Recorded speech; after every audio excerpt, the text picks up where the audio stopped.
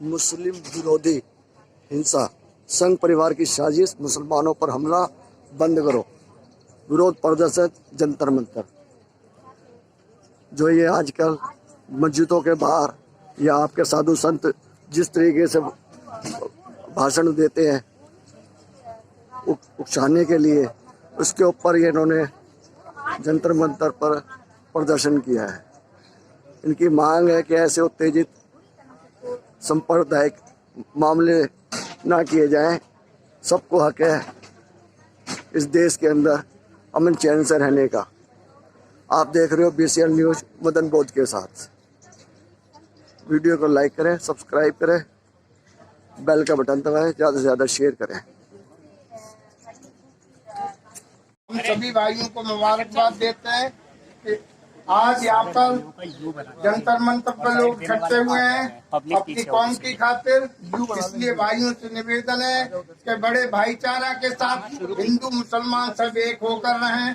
और मैं एक कहता हूँ कि SDPI के भूमंडल पर छाया रहा है खुशी अपार और मचा कुलाल, चारों दिश में जनता हो रही है बेजार। दिल्ली, मेरठ और आगरा, शहर अलीगढ़ और अजमेर, पीलीभीत, बरेली, लश्कर, जयपुर, झांसी, बीकानेर, शहर ग्वालियर और जोधपुर रहा भरतपुर दुख में चाहे। और कर्नाटक में जन्मभूमि थी, वहाँ का हाल कहा ना जाए।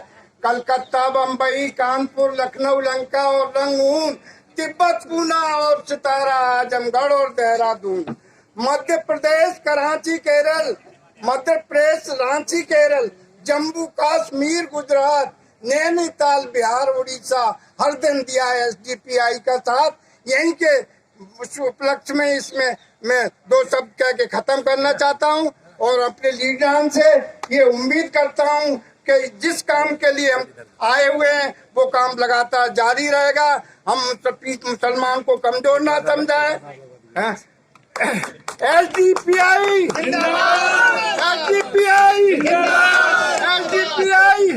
मांगे भी रखी है सरकार के समक्ष। आपने क्यों धरना किया, क्या उद्देश्य रहा इस धरने को करने का? इस धरने का मुख्य उद्देश्य रहा रामनवमी के दिन पर भगवान राम की भी मर्यादा का पूरी तरह से उल्लंघन किया गया है और पूरे देश में धार्मिक उन्माद पैदा करने की बात की है। तो हम नहीं चाहते कि मुल्क में भाईचारा खत्म हो।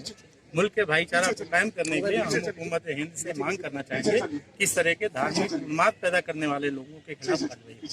जिस तरीके से आपके वक्तव्यों द्वारा कहा गया कि RSS की बात की गई, गुंडों की बात की गई, ये निशाना किसकी तरफ जा रहा है आप लोगों का? नहीं, निशाना नहीं, हम खुलकर कह रहे हैं कि भारत में आतंक का अगर आजादी के समय से शुरुआत हुआ तो RSS के द्वारा हुआ है और अभी RSS के ही गुंडे हैं।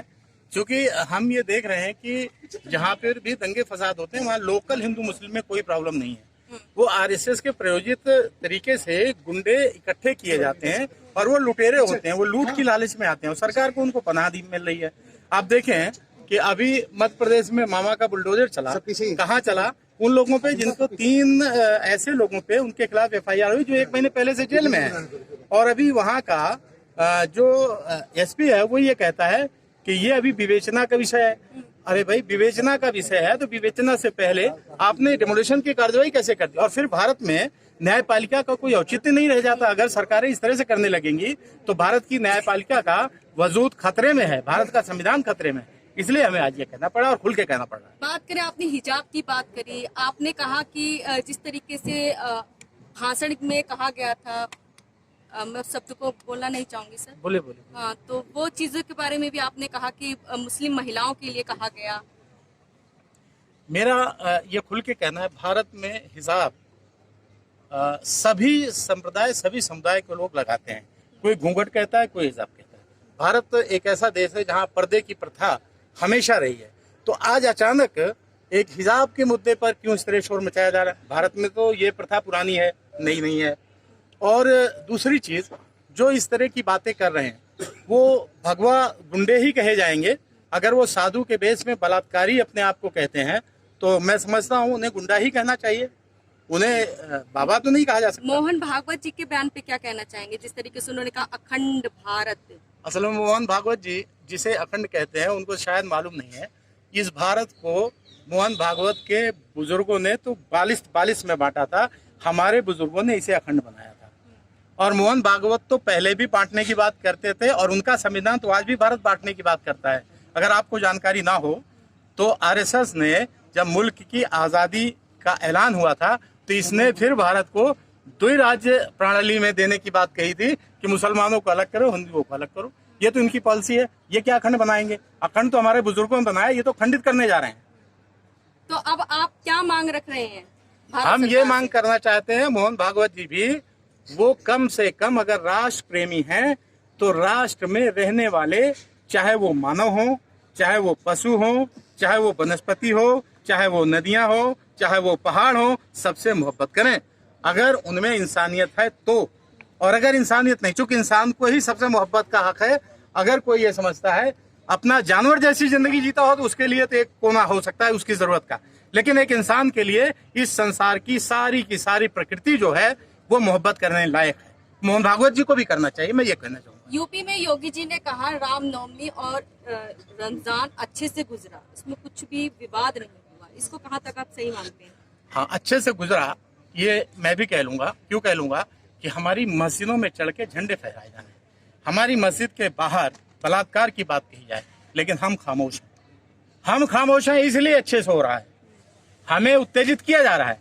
लेकिन हम चूंकि भारत के संविधान के अनुसार इस मुल्क को, ये मुल्क हमारा है, कुर्बानियां हमारे बुजुर्गों ने दी हैं। इन दलालों ने, मोहन भागवत के चेलों ने, इन्होंने अंग्रेजों की दलाली की थी। वीर सावरकर जिसे कहते हैं, ये वो दलाल है जिसने माफी लिखकर दी थी। इसके पहले भारत का प्रधानमंत्री रह चुके अटल बिहारी वाजपेयी, उन्होंने भी एक भारतीय स्वतंत्रता संग्राम सेनानी को 2 वर्ष की कैद कराई थी अपनी गवाही से। आपको अगर मालूम हो तो आप समझिए, ये वो लोग हैं। बात करें आप लोगों के, जिस तरीके से लाउड स्पीकर में आवाजें गूंजती हैं, तो कहीं ना कहीं आप लोगों को क्यों आपत्ति होती है जब हनुमान चालीसा पढ़ी जा रही है? हमें तो कोई आपत्ति नहीं है। मैंने तो आपने सुना होगा, मैंने अपने वक्तव्य में कहा कि भाई राज ठाकरे जी कम से कम हनुमान चालीसा एक बार पढ़ के तो बता दें। मैंने तो यही कहा। ये वो लोग हैं कि नाम तो हनुमान चालीसा का ले रहे हैं, लेकिन इन्हें खुद भी नहीं आता बेचारों को। अब मैं आपको दावे से कह सकता हूं और चैलेंज करके कह रहा हूं, भारत के प्रधानमंत्री के लिए भी कह रहा हूं, अगर आप पहुंच सके तो पहुंचिए। भारत के गृह मंत्री के लिए भी कह रहा हूं, अगर आप उनके मुंह से राष्ट्रीय गान पूरा सुन ले तो आप आइएगा मुझे, फिर आप मुझसे कहिएगा कि आपने क्या कहा था, और फिर जो सजा होगी मैं उसके लिए तैयार हूं। लेकिन यह है कि मेरा चैलेंज है कि राष्ट्रीय गान उन्हें भी तो नहीं आता। एसडीपीआई जिंदाबाद, जिंदाबाद, जिंदाबाद, एसडीपीआई जिंदाबाद, जिंदाबाद, जिंदाबाद। अगर आपकी बातों को अभी भी संज्ञान में नहीं लेती है सरकार, तो आपके अगले कदम क्या होंगे? हम इस पर बड़ा जन आंदोलन करेंगे और सरकार को सुनाने के लिए हम बाध्य करेंगे। भारत के संविधान के अनुसार हम पूरे देश में इस आंदोलन को ले जाएंगे और भारत के हर कोने कोने में आंदोलन खड़ा होगा। सरकार को मानना पड़ेगा। सर, जिस तरीके से यूपी में मदरसों पे भी जो है बुलडोजर चल रहा है, इस पे क्या कहेंगे? बुलडोजर तो मैंने पहले ही बताया कि बुलडोजर इधर बाबा का उधर मामा का।